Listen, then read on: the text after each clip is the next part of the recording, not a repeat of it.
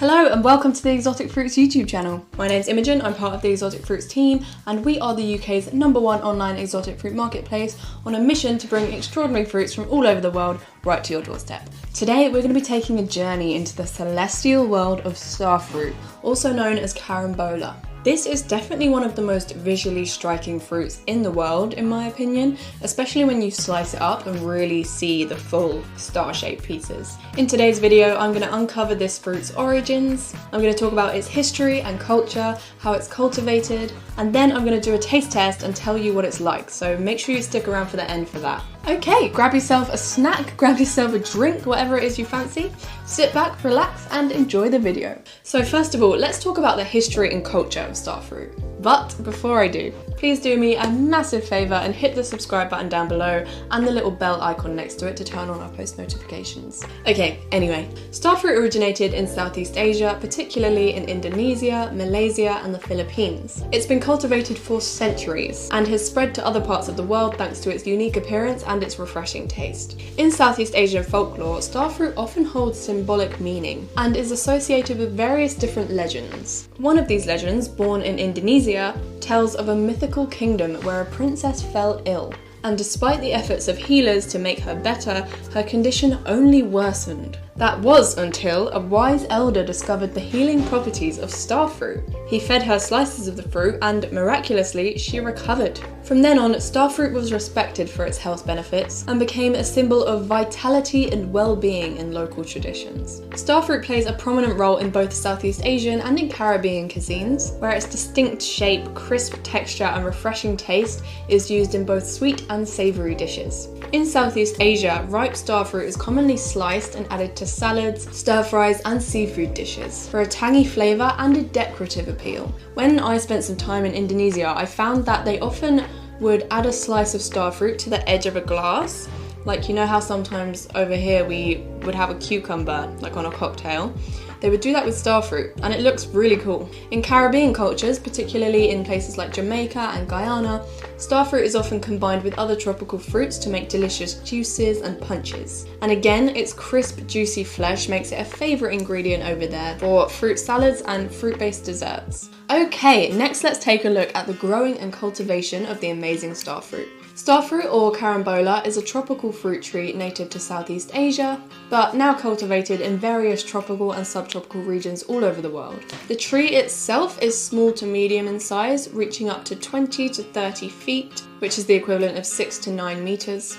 It doesn't seem very small to me, but hey ho. It has dense foliage with beautiful glossy green leaves. Starfruit trees are evergreen and they thrive in warm, humid climates with a well-draining soil and plenty of sunlight. The trees typically start bearing fruit within about 2 to 3 years, and peak fruit production occurs within 4 to 5 years of age. The fruit grows directly from the branches, similar to other tropical fruits like mangoes or papayas, and it starts off as these small green clusters that soon develop into mature fruits. Harvesting of starfruit usually takes place once the fruit is already ripe, because the fruit won't ripen after it's been harvested, and this typically occurs between late summer and early winter in these tropical regions. Harvesting is done by hand picking the fruits from the trees, and farmers will use ladders and picking poles to reach the higher branches. The ripe fruits will be either yellow or green depending on the different variety that it is. In regions where starfruit is grown commercially, such as in Southeast Asia, the Caribbean and parts of South America, starfruit cultivation provides essential employment opportunities.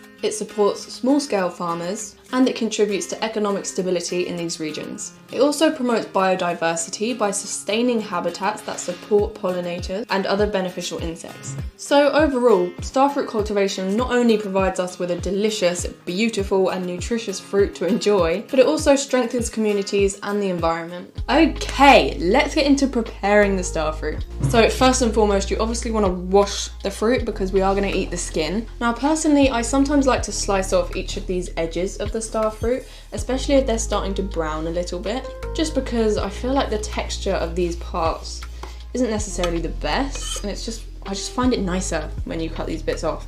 But you really don't need to do that, and it's completely personal preference. And then you literally just cut it into slices. Sometimes you'll get little seeds in there, and you can literally just pick them out. It's really, really easy to remove them. Look at that, a perfect little star. Star fruit is definitely one of the most satisfying fruits to cut through because it's just so crisp. It makes the nicest sound. Yeah, I love it. Then you can add these beautiful little stars to salads, platters, recipes, garnish cocktails, whatever it is you want. Okay, finally, let's please get into tasting this.